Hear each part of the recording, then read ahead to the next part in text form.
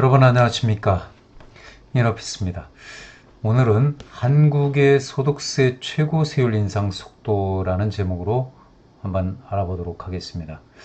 요즘 우리나라 부동산 정책이 상당히 많이 강화가 되었고, 그리고 하루가 다르게 변화되어 가고 있습니다.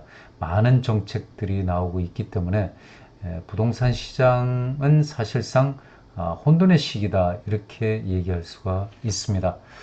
그래서 오늘 한국의 소득세가 최고 세율의 인상 속도가 어떤지를 한국경제신문에서 보도한 보도자료를 보고서 인용을 해보도록 하겠습니다.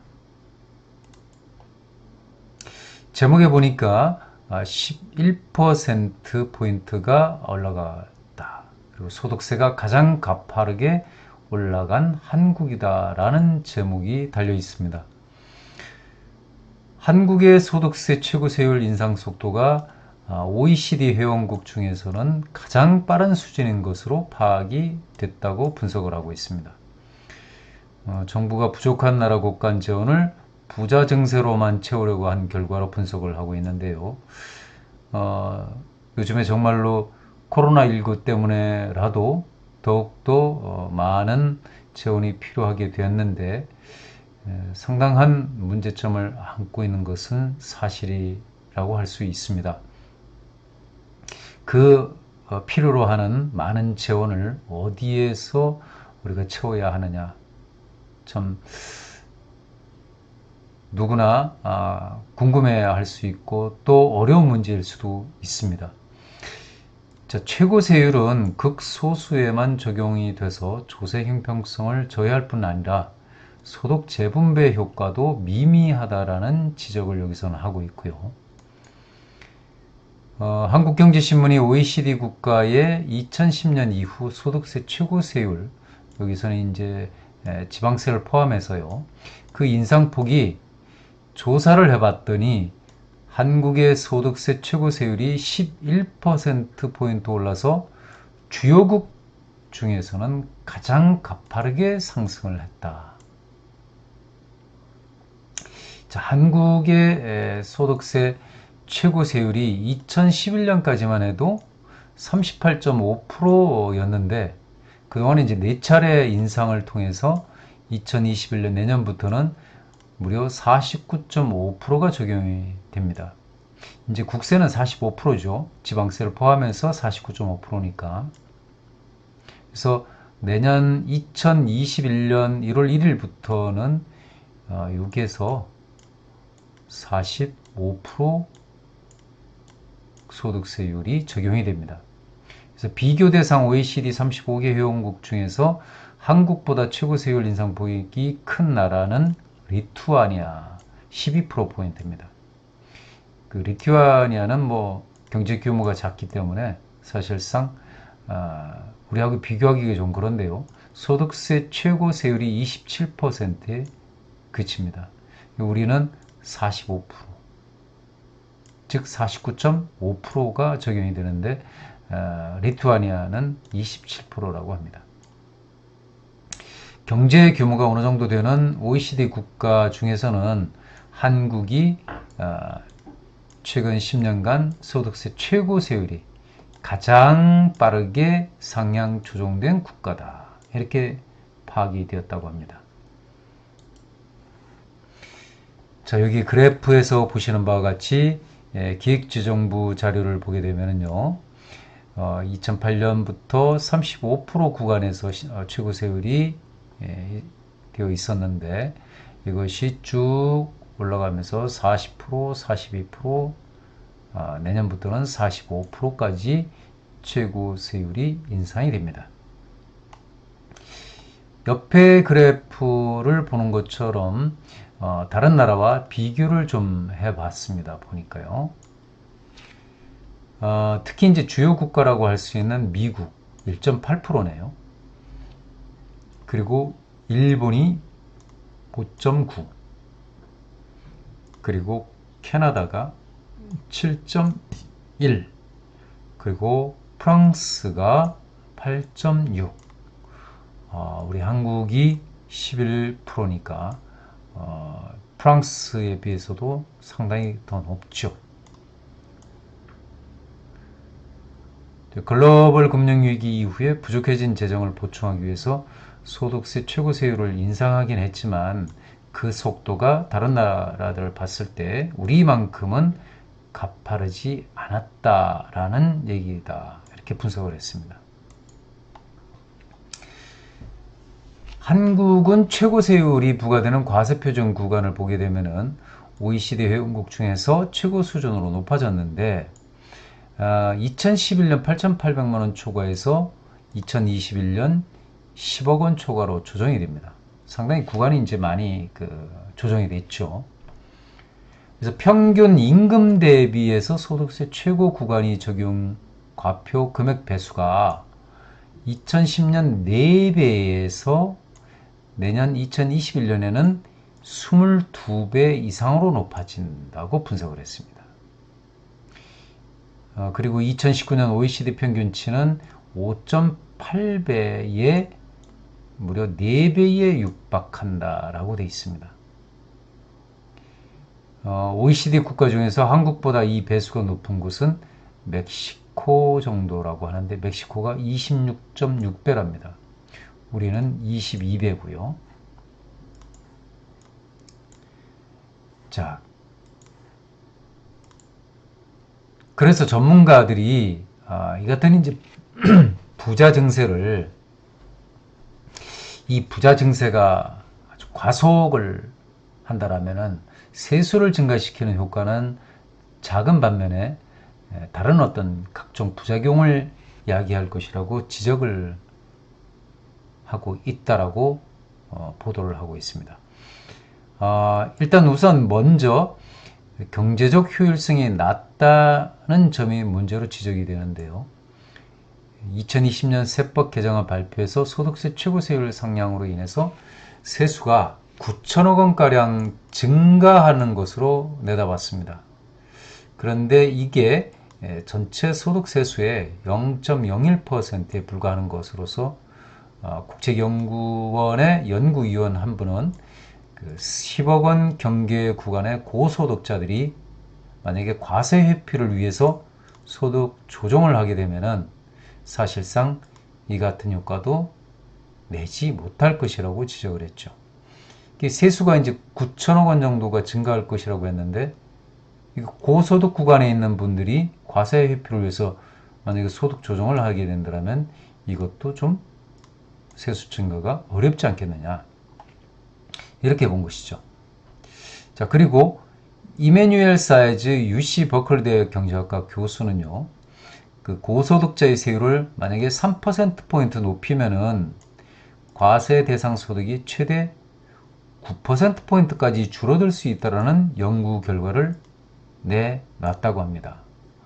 3%포인트를 높였는데 오히려 소득이 최대 9%포인트까지 줄어들 수 있다는 거죠. 그럼 올리는 것보다 가만히 있는 게 낫다라는 얘기가 될 수도 있죠.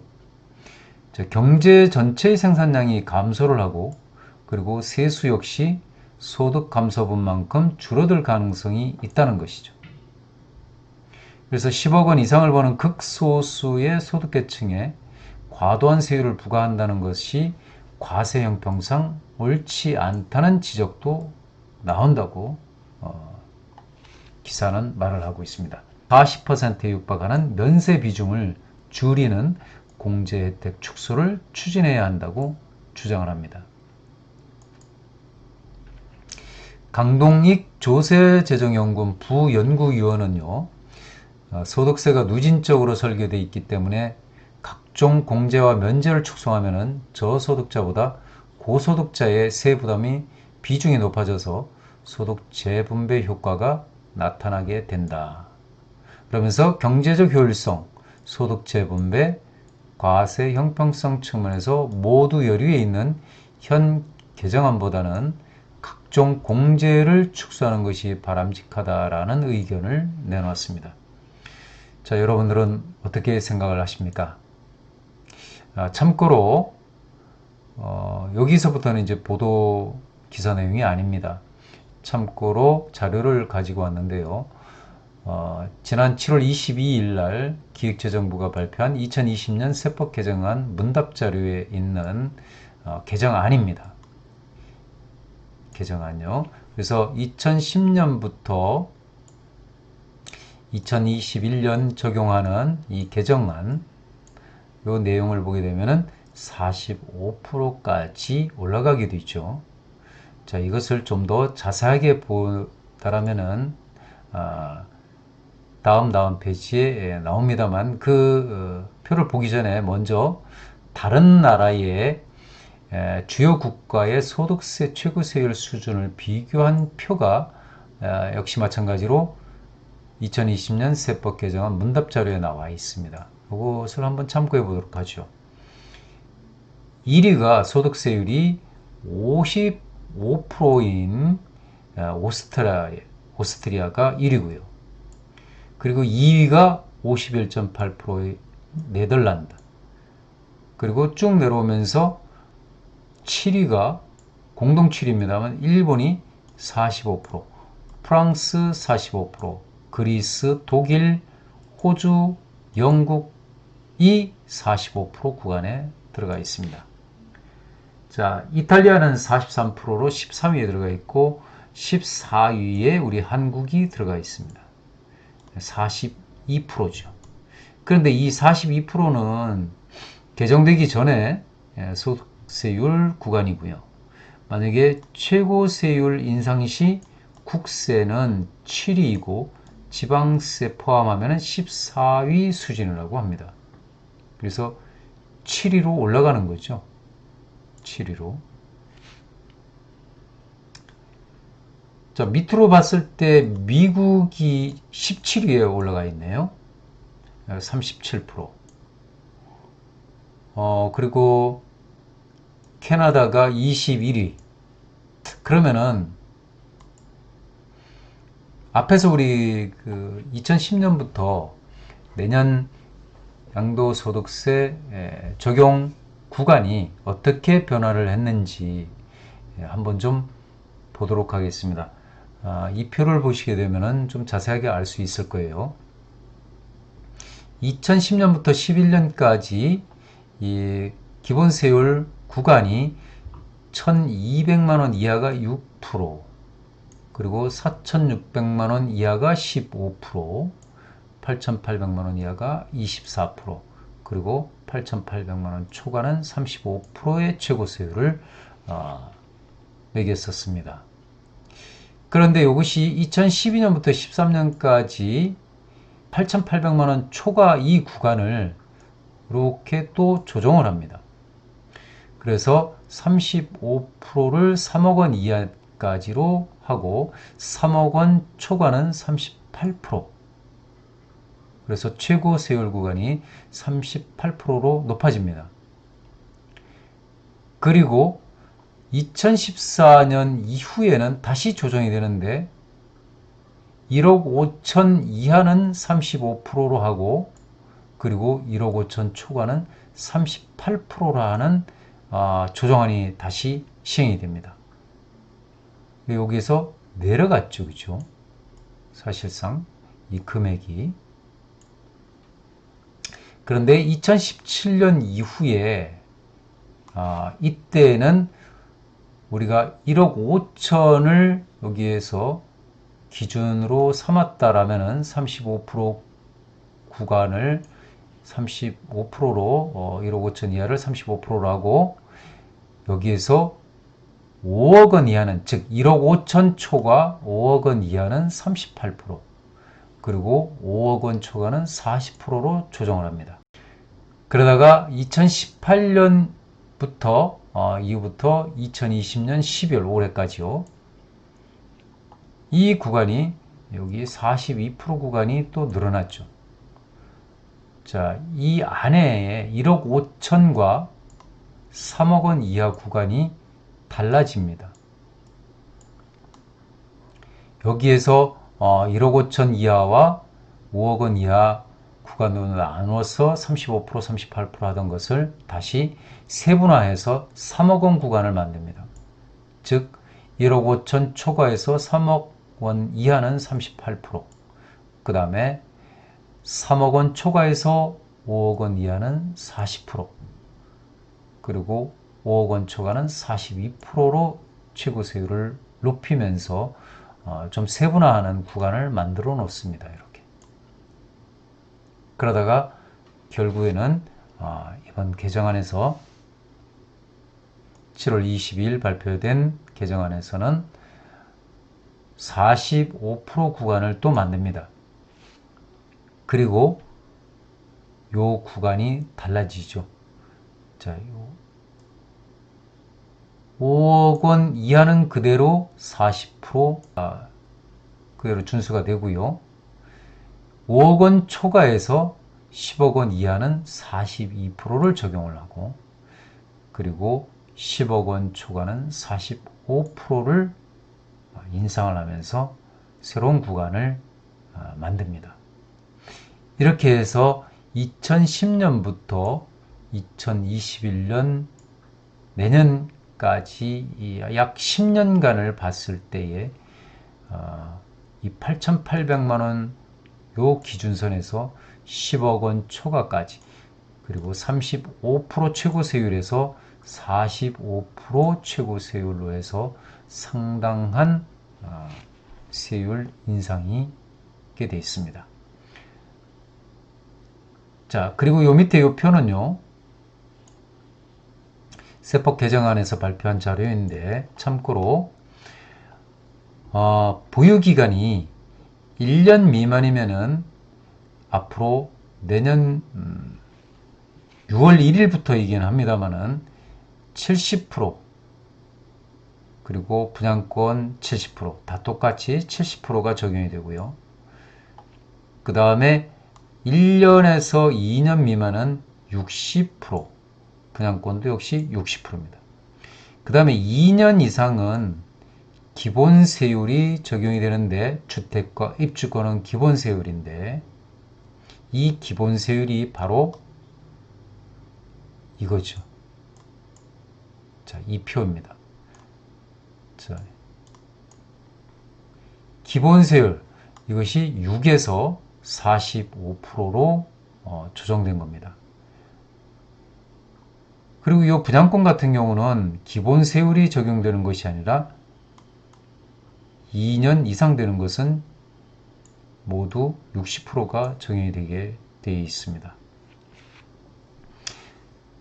자, 이것을 참고를 하시고요. 그리고 이제 중요한 것이 다주택자에 대한 중과세율 인상이 조정 대상 지역에 있어서의 다주택자는 개정된 세율을 보게 되면 기본세율에다가 2주택자는 20%포인트, 그리고 3주택 이상은 30%포인트가 추가가 됩니다. 즉, 예를 들어서 조정 대상 지역에 있는 주택이나 입주권, 분양권도 마찬가지고요. 15% 과세 구간이 나온다면 플러스 2주택자는 20%. 그러면 일단 기본세율이 35%가 되겠고요.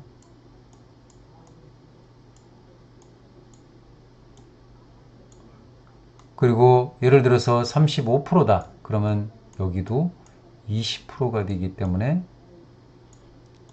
55%의 기본세율이 적용이 됩니다. 만약에 45% 구간이라면 당연히 65%가 되겠죠. 자, 그리고 3주택 이상자라면 얘기가 더 달라집니다. 3주택 이상자라면 어떻게 되겠습니까? 자, 예를 들어서 조정 대상 지역의 주택이 3채 이상이다. 그러면은 만약에 과세 표준이 여기이다. 24%다. 그러면 플러스 30%가 되겠죠. 그러면 54%. 35%다 그러면은 65%의 세율이 적용이 되겠습니다.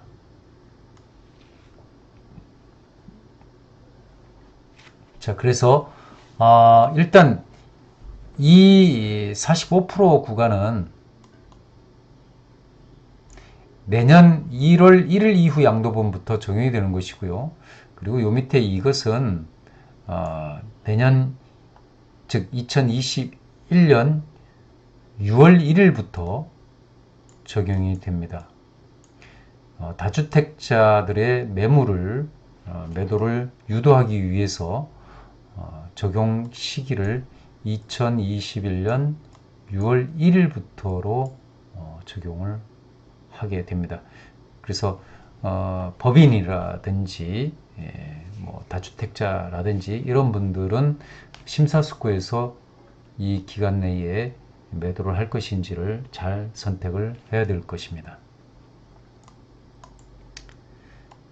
자, 마지막으로 몇 가지 제언을 드리자면은 이렇게 이제 그 소득세 구간이 10년 동안에 상당한 속도로 인상을 했고 또 조정이 됐습니다. 그래서 소득세율이 높아진다는 것은 소득의 상당한 부분이 사실상 국가에 귀속되기 때문에 경제적 효율성은 저하될 수밖에 없다라고 볼 수가 있겠고요. 그리고 세금으로 환수되는 부분이 많아진다는 것은 국가의 역할에 있어서 경제, 국방, 사회, 문화, 복지 등 모든 분야에서 막대한 자금이 필요해서 환수하는 조치다. 이렇게 이제 볼 수도 있고요. 그래서 과세 형평성을 제고해서 소득이 많은 사람들에게 더 많은 세금을 징수하겠다는 의미가 있을 수 있습니다. 그런데 이제 반론도 많다라는 얘기죠. 그래서 정부는 정부대로 할 일이 많겠지만은 국민들은 높아지는 소득세율이 사실상 달갑지만은 않을 것이다. 그래서 부정적 영향이 더 클 수도 있기 때문에 신중을 기해하는 것이 필요하다. 그리고 이 소득세 부분에 대해서는 좀 더 자세하게 나중에 1세대 1주택 비과세까지 한번 좀 다뤄보는 시간을 갖도록 하겠습니다. 자, 나날이 이렇게 변화되어가는 부동산 정책 때문에 쉽게 적응하지 못하는 분들이 많을 수가 있는데 슬기롭게 극복하시길 바라겠습니다.